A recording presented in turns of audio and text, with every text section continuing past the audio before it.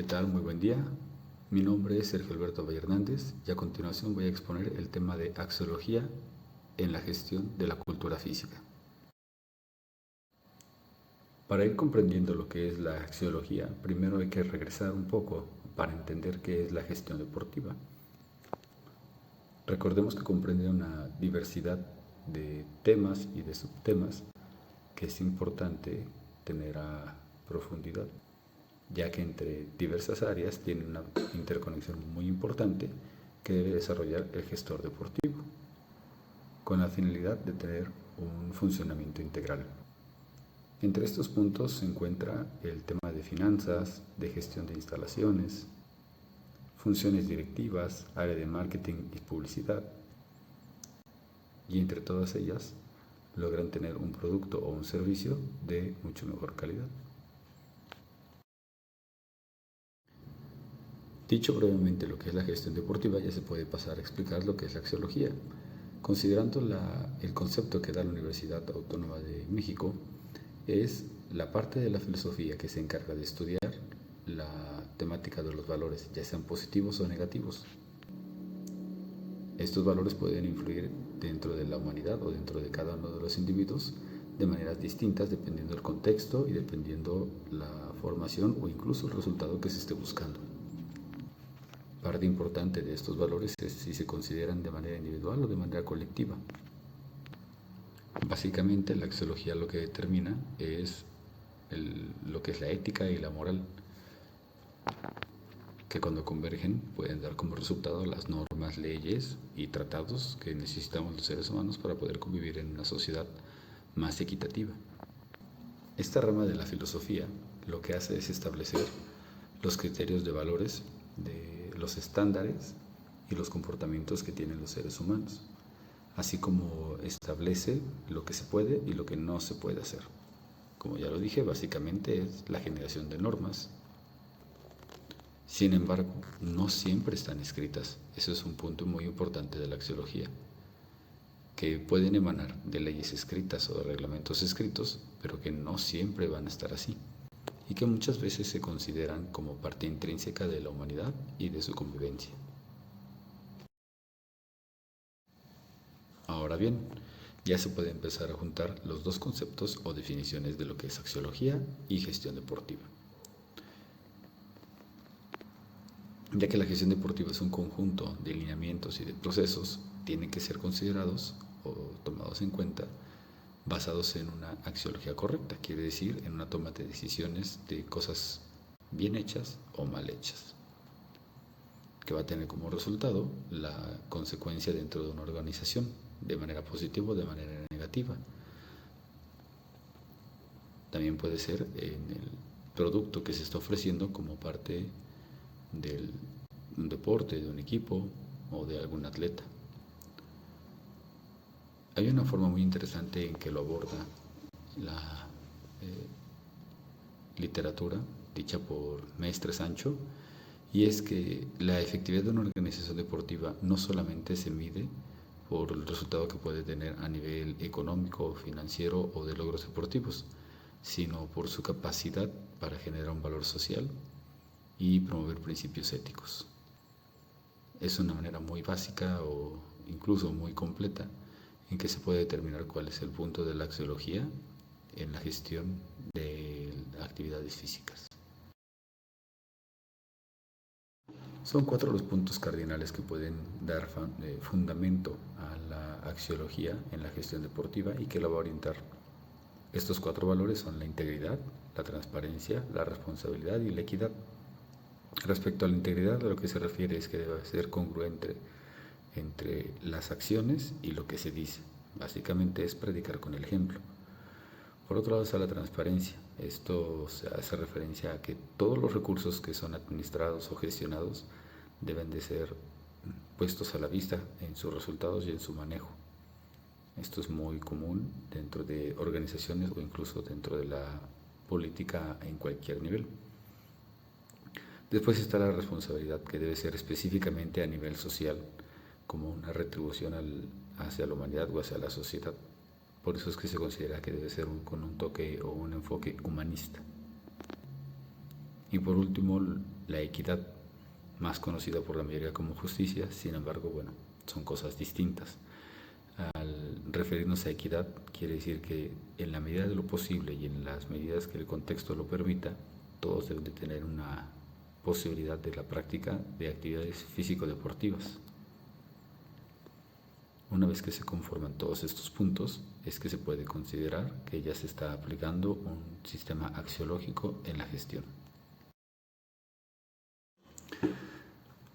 Una vez que ya se tiene más considerado o mejor conceptualizado lo que es la axiología en la gestión deportiva y en la gestión de actividades físicas, se puede considerar ahora pasar al tema de la transversalidad de estas. Quiere decir cómo se pueden unir y cómo pueden tener un resultado basado uno en el otro y de manera inversa.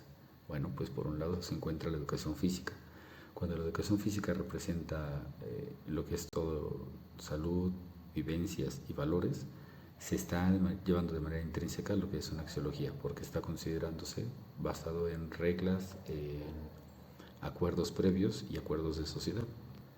Es bien sabido que el deporte se ocupa como medio para fortalecer los valores sociales y la estructura y el tejido social precisamente, siempre y cuando se lleve a cabo mediante una práctica que esté planificada con ese fin, porque depende mucho del método y la forma para poder lograrlo.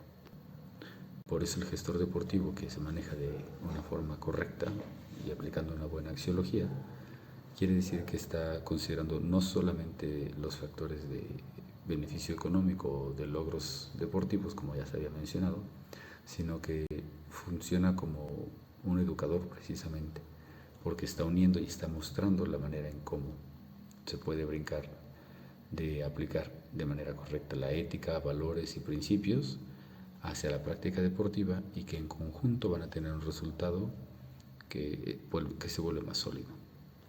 Continuando con esa transversalidad, bueno, la axiología bien aplicada va a tener como un resultado precisamente que en la práctica deportiva se obtengan diferentes beneficios. Entre los más destacados se puede considerar como siempre la disciplina deportiva que puede trascender en el día a día en cualquier otro contexto, ya sea laboral o escolar, incluso social. Por supuesto, esto se hace basado en el respeto a reglas y estándares de comunicación, incluso en el tema deportivo, cuando se da la competencia, se da el respeto entre los adversarios o contrincantes.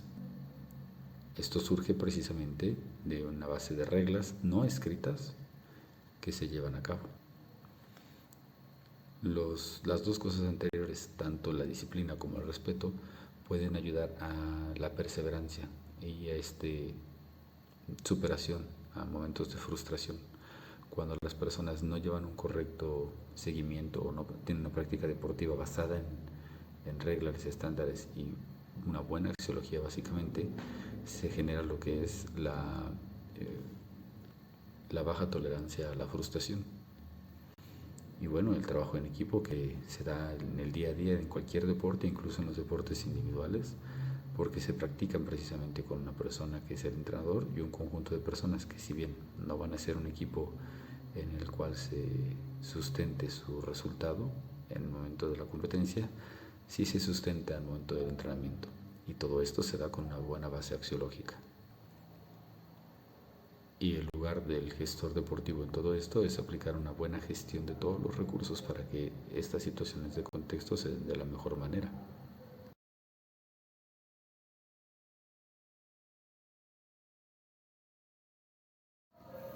Como ya se dijo desde el principio, la axiología se basa mucho en reglas y principios, incluso en los no escritos, y en estándares de conducta o buenos criterios aplicados. Sin embargo, tiene un trasfondo jurídico que es muy importante conocer en el país y a nivel internacional.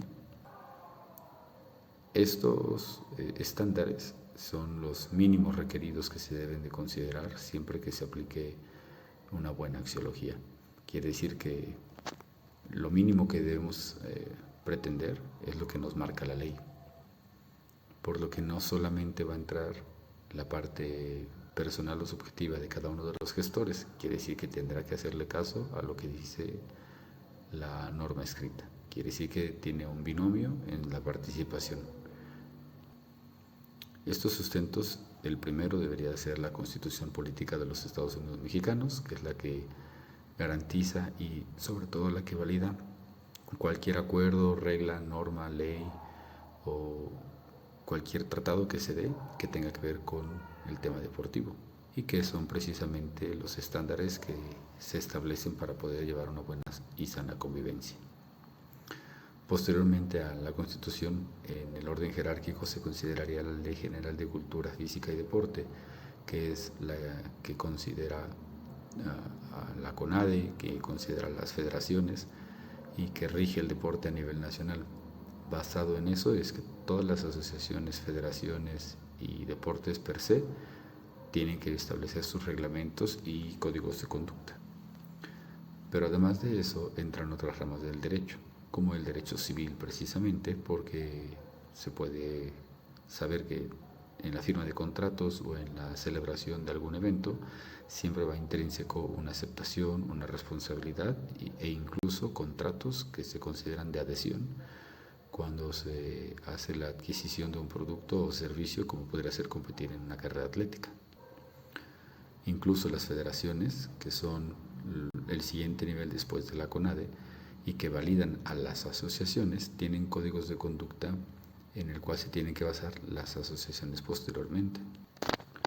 Los gestores deportivos se deben, ya sea de manera privada o de manera pública, a lineamientos generales que establece la ley. En el caso, por ejemplo, de los servidores públicos, están, dependiendo del estado o si pertenece al grado federal, las leyes generales de servidores públicos.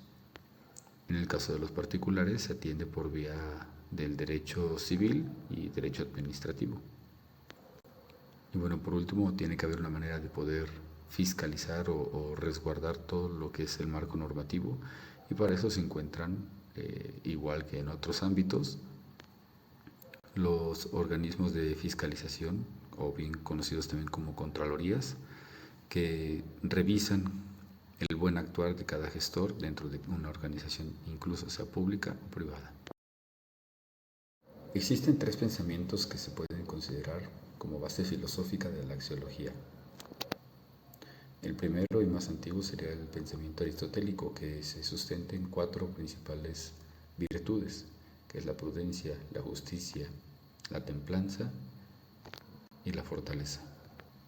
Luego está el pensamiento de Immanuel Kant, que se considera como el pensamiento kantiano, en donde se considera que el ser humano o el individuo es el fin y no el medio. Esto significa que se debe considerar siempre a la persona y su integridad física, y no el fin de generar más recursos o de simplemente una mejor imagen. Y por último está de un pensamiento más moderno, el de Adela Cortina, que se trata de maximizar lo que son los bienes colectivos, pero eso no significa que sea parte de la parte que ya exponía Immanuel Kant. Significa que se deben de maximizar el bienestar colectivo, pero quiere decir que se sigue considerando al individuo como ser importante, pero que en colectivo toma más importancia. Existen diferentes desafíos en la actualidad que tiene que sortear la axiología. El primero sería la parte comercial contra la parte de los valores. Lo que puede hacer un gestor que pone a trabajar, no sé, un futbolista, un atleta, un boxeador, más de lo que debería en el transcurso de su temporada con la intención de generar mayor flujo económico, bueno, aquí sería un tema para tratar por parte de un gestor. Por otro lado está, por ejemplo, la tecnología contra la ética, quien usa el sistema de dopaje como medio para lograr vencer o tener mejores resultados, contra quien no lo usa. También está el tema de la globalización. La globalización puede ser, por ejemplo, el tema de fútbol, que es un deporte muy conocido, muy practicado, y desplaza deportes autóctonos. Por lo tanto, el primero, al generar más, entra en esta disyuntiva entre cuál de los dos es más importante. La integridad competitiva y la sostenibilidad y rentabilidad, donde muchas veces se compromete precisamente comodidad, higiene, seguridad, salud de los participantes, del público asistente o de los mismos que practican el deporte. Para contrarrestar precisamente todo lo que son las complejidades que se deben de afrontar desde la parte axiológica, pues están las aplicaciones prácticas. En las aplicaciones prácticas es la generación precisamente de nuevas normas y de nuevos lineamientos que deben de tomarse en cuenta. Quiere decir que se forma una lista de valores a nivel institucional por cada uno de los lugares en los que el gestor deportivo tiene acción. Es una manera preventiva precisamente y no correctiva. Por otro lado, bueno, en el caso de los talentos deportivos o de quien lo practica, se debe de gestionar de manera correcta para no sobrecargarlos y no exponerlos a lesiones o a futuros malos tratos por parte de entrenadores o de instituciones. Quiere decir que debe haber una buena gestión en la práctica y para eso se tiene que llevar a cabo una planificación correcta basada en la axiología.